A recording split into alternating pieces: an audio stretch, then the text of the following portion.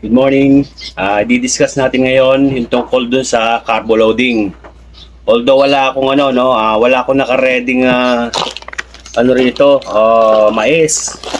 Pero gagawin ng paraan para may paliwanag sa inyo lahat, no. Ito yung binabad na grains. Ito yung pellet. Assume na lang natin kunyari mais to yung isa. Okay? Assume natin hindi. Palitin ko kaya. Mali ko lahat. Okay. Let's assume kunyari. Ito yan. Let's assume kunyari mais to. Ito yung grains talaga at ito yung pellet. Okay? Di ba yung timpla ninyo? Depende sa inyo kung 60-40, 40-60 or 50-50 na ratio. Halimbawa lang natin, kunyari natimpla na yung ito na yung regular feeds natin sa conditioning. Ito na yung regular feeds natin sa conditioning. Sabihin na natin 50-50. Halimbawa, ito na yung pakain natin, nandiyan na, nilagay na natin lahat ng mga supplement. May egg white, merong yogurt, merong milk, o kung ano pa man ang inahalo ninyo. It's up to you, nasa inyo yan. Kung may budget, walang problema. So yung timpla na yan, masustansya na yan. Kaya lang lalagyan ng supplement to assure na yung mga kulang dun sa patuka ma-absorb ng manok. Okay? Let's assume ito na yung patuka. Sabihin na natin na isang takal nito. Puno yan. Isang takal. Ano ba ang first day ng paghahalo ng carbo loading? Sistema ko to Yung iba kasi parang 10% babawas dito sa talagang regular feeds na binibigay. Let's say, halimbawa ganito, yung ganito karami, babawasan to, tsaka dadagdagan ng crackcorn. Hindi. Dapat punuwi. Kung ano yung pinakakain yung dati, yung dami, yun din. Lagay nyo dyan sa timplahan. Pagkatapos, kukuha kayo ng 10% ito. E di ka 10 bahagi, di ba? Kukuha tayo ba, ka 10 bahagi. Ihalo nyo. Pag inalo nyo na mix na, hindi dito, sa timplahan nyo, dito. Kaya lang pinakikita ko lang para sa bilis.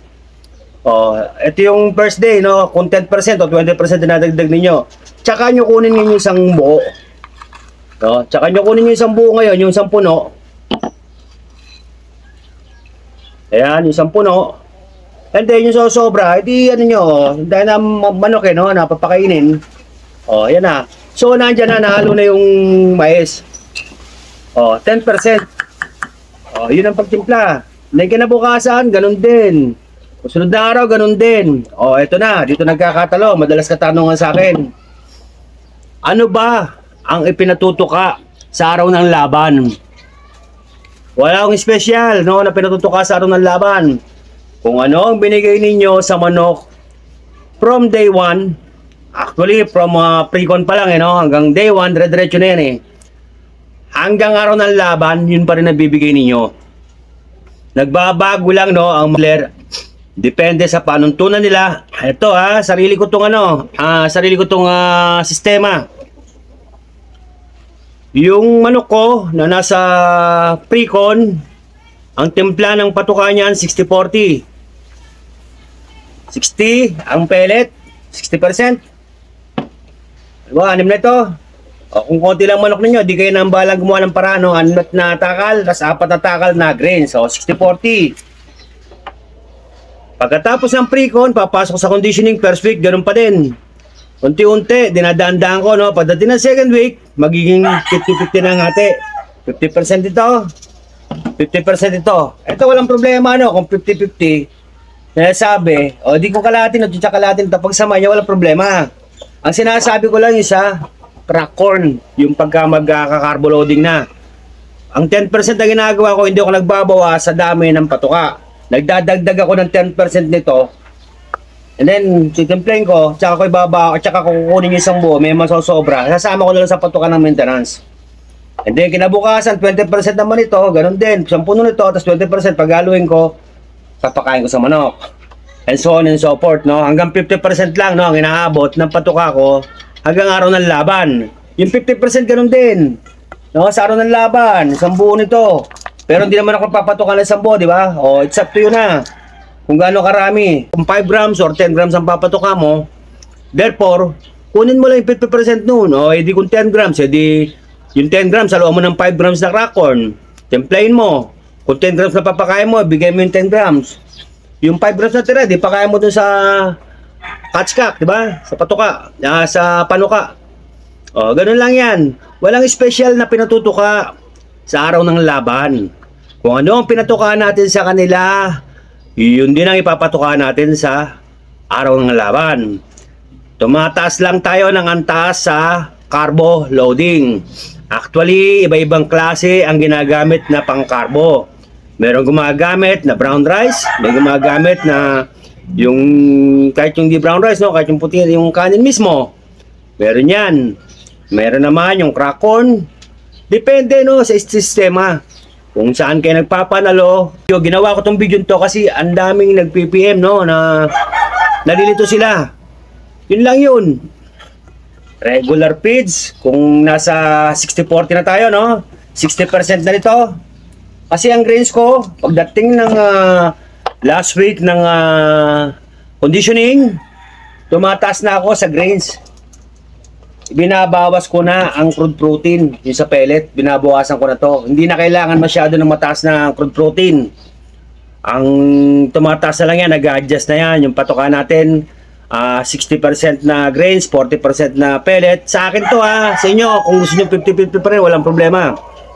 No? Pagkatapos, inahalo ko lang araw-araw, no? Yung 5 days before the fight, 10% na crack corn. 4 days, 20. 3 days, 30. Day 20, 40. And then, day of fight, 50. Lahat ng pointing feeds na gagamitin ninyo, magmumula sa lahat ng ginamit ninyo sa conditioning.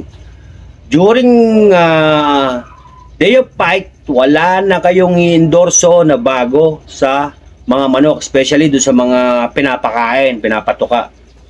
Lalo na yung mga supplement, no? Baka magbibigay tayo.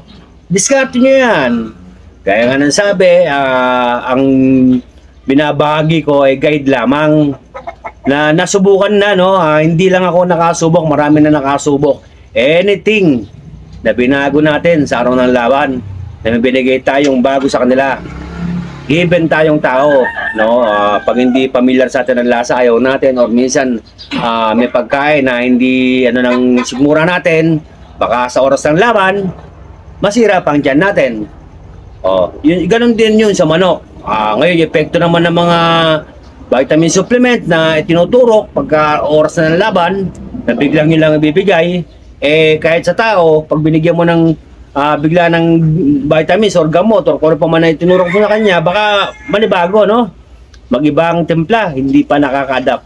Kaya lahat ng ginagamit natin na pagkain, supplement na inahalo, even yung itlog na hard-boiled egg, yung mga minimix natin dito, no, na mga yogurt, yung milk, yung pellet, yung grains, yung crack corn, kung yung crack corn ang ginagamit ninyo, no, na pang-carbo, lahat yan ginamit na natin sa conditioning. Hanggang sa pagdating ng araw ng laban, yan ang gagamitin natin. Maliwanag na ho doon sa mga newbie. Huwag kayong malilito, no, na hindi obra, no, yung pure, pure mais, hindi obra. Una-una, ano bang mais na ibigay ninyo? Dry ba o wet na mais, nakababad? Kasi ginagamit natin pointing feeds ang mga patuka. Ito, di ba, alam naman natin ang pellet, dry siya. Kapag ang manok natin nag-drop ng basa, kailangan mahigop yung basa na yun. Dahil ibig sabihin, excess moisture pa, kailangan nilabas. Paano malalabas? Paano mahihila? Siyempre, bibigyan natin ng pellet.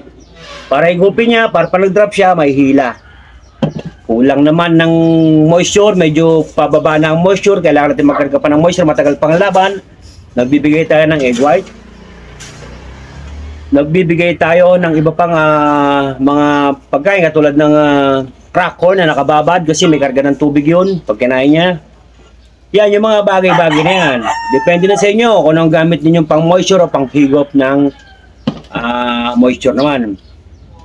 Inano ko lang yan, no? Medyo na-aware ako dun sa mga nagtatanong na kung ano daw ba, purely crack-on na lang patuka nila. And then, isa pa masasabi ko, no, marami tayong mga inalalayan, no, itong mga nakarang linggo na tumatawag sa atin kung paano ba ang sistema. Ginawan ko sila ng chart. Sinabi ko, every 2 hours, hanggat mare, dinadampang manok para nakikita natin.